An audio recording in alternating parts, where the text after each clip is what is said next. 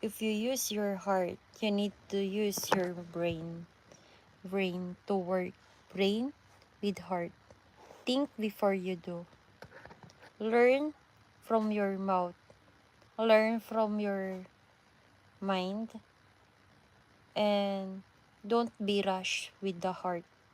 The feelings is like oh, I got a feeling. But you need to think about what is the result if you will be rushed like that. You know, guys, I'm still learning from myself because I want to learn. Because Nihongo yamimasu ka? Nihongo wa bless you whoever you are. Oh, thank you for the comment. Thank you so much. Thank you. Bless us.